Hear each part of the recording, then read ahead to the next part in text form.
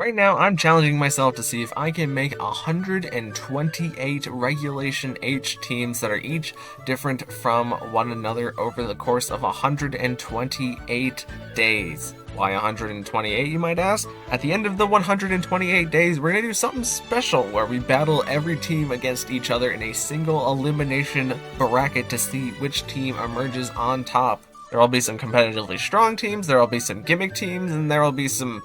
probably a good number of goofs and gaffs in there, so if you want to follow through to the end, subscribe so that you can keep up with each day. But without further ado, let's move on to day 66. Alright everybody, welcome back to another video, and in today's video we are going to be going over a Toucannon team. Now, Toucannon is a pretty niche Pokemon in the format right now because it kind of helps you out into a lot of what's popular, just because physical flying type damage is kind of a hard thing to get outside of like Terra Flying, Terra Blast, or like Acrobatics Mons. But also multi-hit moves are just really valuable right now too. And as you see with Toucannon here, we have both of those things, as Toucannon signature move, Beak Blast, is a 100 base power physical damage flying type move, but it also has a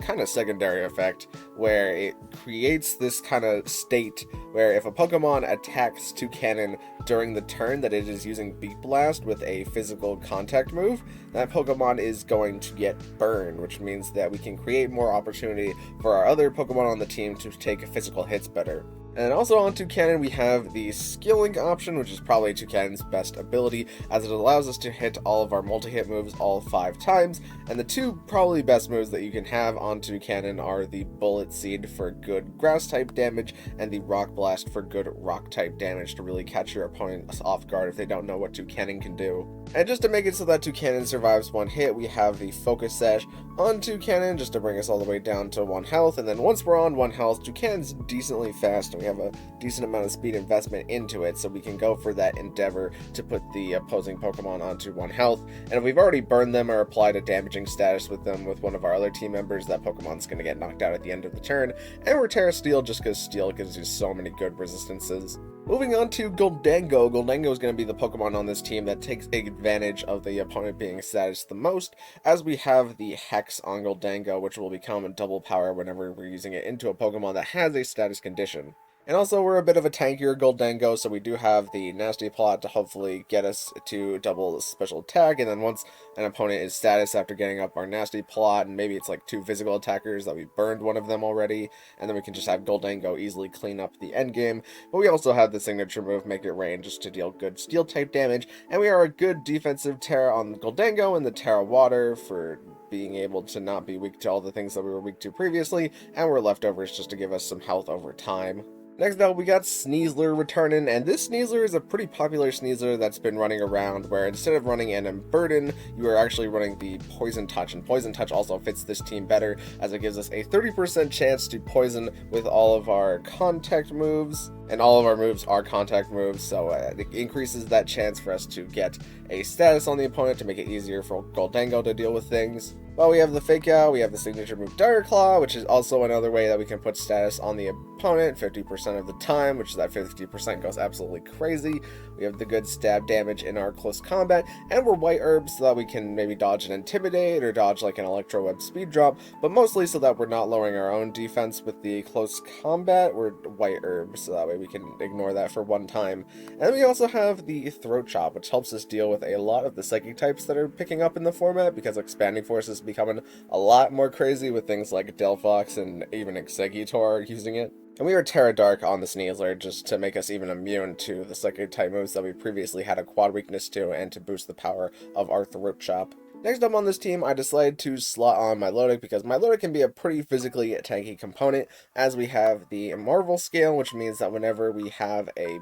status condition that is non-volatile, which is pretty much like burn, poison, para, all those ones, our defense is multiplied by 1.5 times, and we have the Flame Orb in order to burn us at the end of the turn, so we also don't have to worry about being status by things like a Moongus. But Milotic has a really good toolkit for statusing the opponent, or at least dealing some kind of chip damage over time with the Scald, which gives us a 30% chance to burn. But we also have the option to slow the opponent down with our Hypnosis and Coil, as we can Coil to increase our defense again to make us extra super physically tanky, but it's also going to increase our accuracy, which makes us more likely to land the Hypnosis. Next up on this team, we've got Cinderace, and Cinderace is mostly here because I wanted a really strong Fire-type damage component that can also Will-O-Wisp into things really quickly, and that's what Cinderace is. As we do a Cinderace's signature move, Hyrule Ball, which has a 10% chance to miss, which is pretty notable, but 120 base power to deal damage with Pyro Ball is really good, and 10% chance to burn isn't crazy, but it can come up sometimes.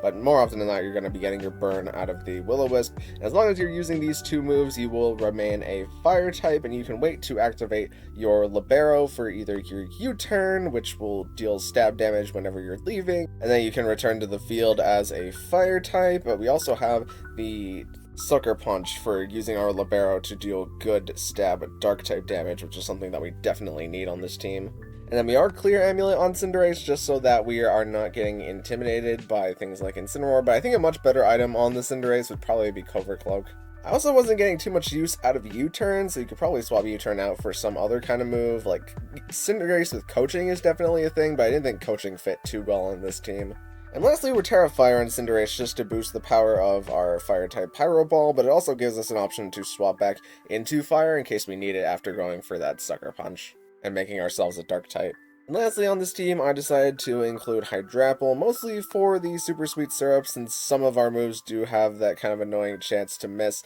and like Toucannon's Rock Blast, Milotic's Hypnosis is not technically annoying, it's balanced, but using the Super Sweet Syrup and then leading Milotic, for example, can make getting that Hypnosis a lot easier. And Cinderace's Pyro Ball is 90% accurate, so it also benefits from Hydrapple's Super Sweet Syrup. Using Hydrapple also gives us a Fire, Water, Grass core in Milotic, Cinderace, and Hydrapple, so we're going to be using the Energy Ball for our good stab grass type damage, and our Fickle Beam is our signature move, which has a 30% chance to increase in power, and then Earth Power is just some good type coverage tech that we don't have ground type damage anywhere else on this team, and the Pollen Puff can help heal up Pokemon that want to stay on the field for a little bit longer, like Goldango and Milotic. And I just decided to slap on a choice specs, even though Assault Vest is kinda warranted here, now that I think about it, and it's probably better because you can switch around your options a little bit. Actually, let's just make this Assault Vest. I didn't use Hydrapple that much anyways. So yeah, Hydrapple is now Assault Vest and has always been Assault Vest. And we're Fairy Terrestrialization so that we can dodge Dragon type moves mostly. But yeah, that's the basic gist of the team. Let's get into some battles. Alright, so first up we have a team with quite a few flying types here, but I wasn't quite sure how we handle the Volcarona and Oricorio lead, as they can really start getting a lot of boost on us very quickly, and our team definitely does not like being outsped, except for maybe like Milotic and Toucannon. We lead Toucannon and Milotic here. I forgot that was actually the leads, but they lead Oricorio and Volcarona decides to protect turn 1 as Oricorio just gets up a Quiver Dance, and I tried Rock Blasting Volcarona, but that doesn't happen, but we get a Coil off with Milotic here, and Milotic gets its Flame Orb activated, and this turn Oricorio protects as the Volcarona tries to go for Quiver Dance, and of course the Oricorio is going to double dance there, and Toucannon's just going to go for the Rock Blast again, and 2 hits Volcarona there, so takes that out there, and tried Hypnosising into Oricorio, but we don't get it since it's a Protect turn, and now they bring in the Gallade, but Milotic isn't super threatened by the Gallade at this point, but it's threatened by the Oricorio, as I did not expect them to Terra Ghost there and we get taken out. And we at least get to Beak Blade into Gallade. Note that Aqua Cutter wasn't a contact move there, so it didn't activate the Beak Blast, but now we can bring in our Dark type Sneasler, and it dodges Psychic Fangs for Salamence, which is definitely not a tech move I was expecting, but Rock Blast probably would have taken out Salamence there, so it really stinks to miss that Rock Blast, as Psychic Fangs gets to take out the Toucannon, and Oricorio gets the double protect, so it gets to avoid the Throat Chop. But now we have to protect with Goldango, and Goldango catches the Revelation Dance, and it catches the Psychic Fangs for whatever reason, but the Sash on Oricorio is revealed as we Throat Chop into it, and they try to Revelation Dance into Sneasler, but thankfully Sneasler lives it, and they don't do anything meaningful into the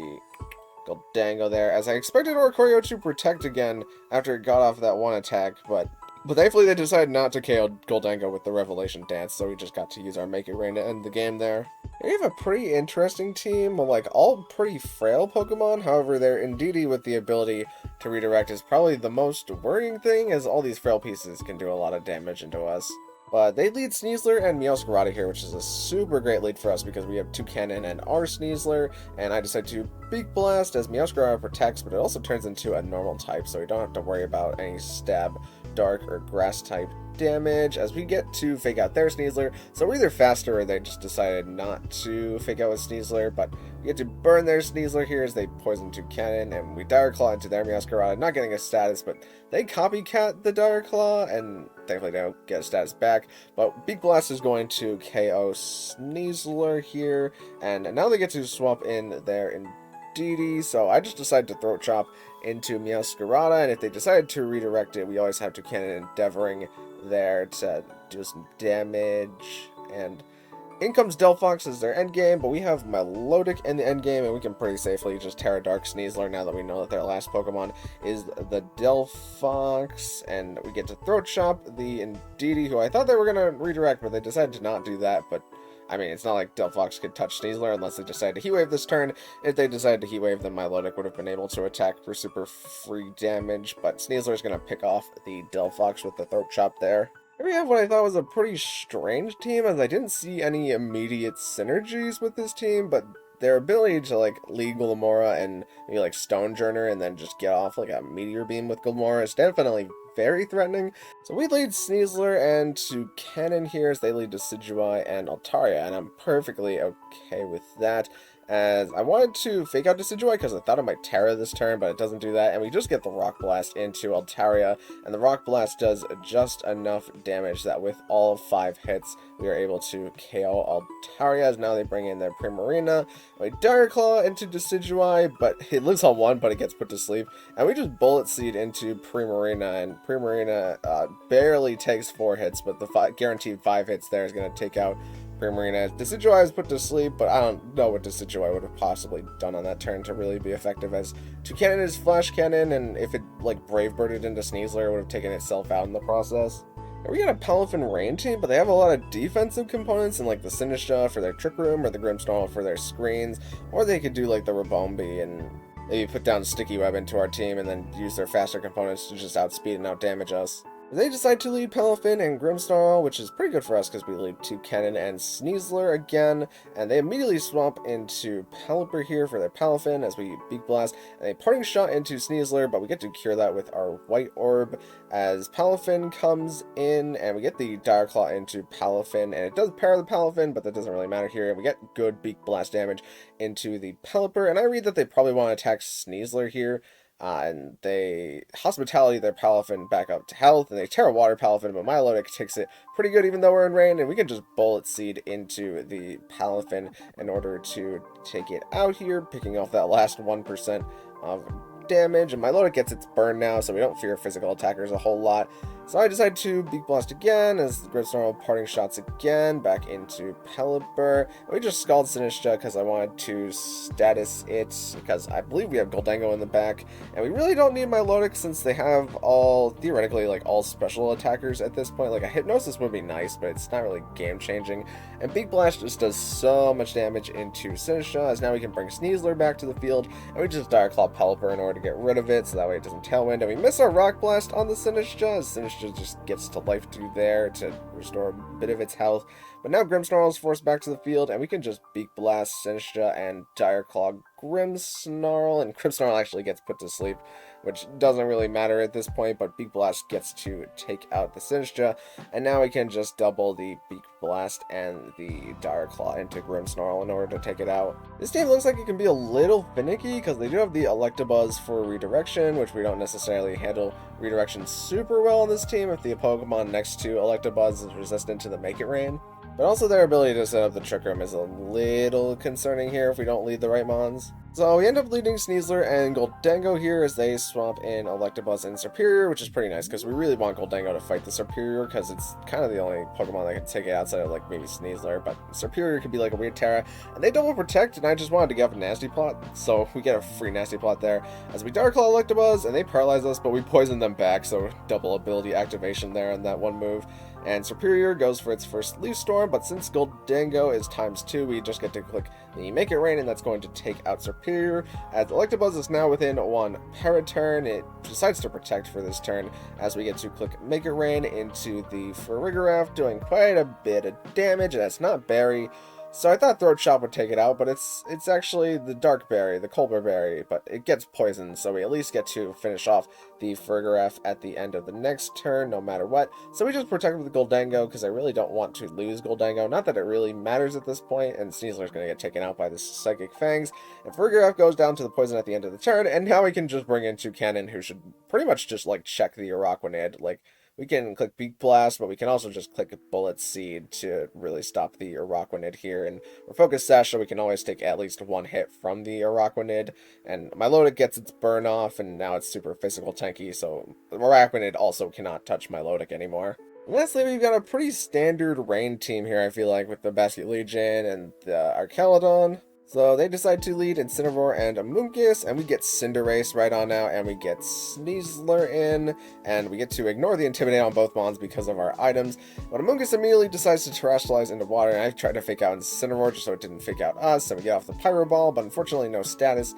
as the Amoonguss just goes for the Spore into Cinderace, and we close combat the Incineroar just to take it out of the game, and Amoonguss decides to put Sneasler to sleep, which is a little unfortunate, as now they bring in Basket Legion, and they decide to swap in Pelipper so that they get their rain speed. They immediately just Wave Crash into Sneasler in order to take it out, which makes sense, but Cinderace gets the 1-turn Wake Up, and we get to Will-O-Wisp into Basket Legion, taking a lot of the pressure off this game, but now we get in Goldango, and because Cinderace woke up on this turn, we can just full-on get the Dark-type Sucker Punch into the Basket Legion, as Hex does notable damage into Pelipper, and now Amoonguss is on the field, and I tried Will-O-Wisping into it so that this Hex would be a KO from the Goldango. Actually, it wouldn't have been a Goldango, it would have pretty much lived that hit, but the next Hex would have definitely KO'd, and Amoonguss got to eat its Citrus Berry, so it looks like it might actually be a 3-KO, but Hydrapple's now on the field, and especially if this was a Assault Hydrapple, they wouldn't really be able to touch us unless it was like Hurricane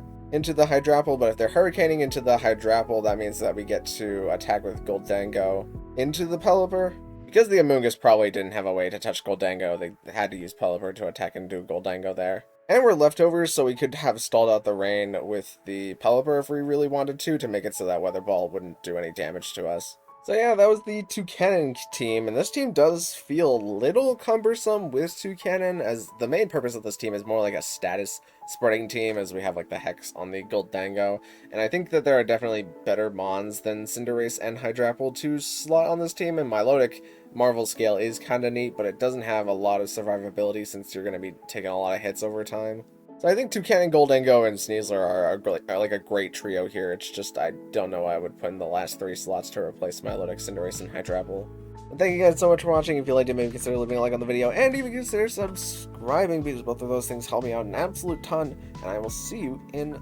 the next one. Thank you.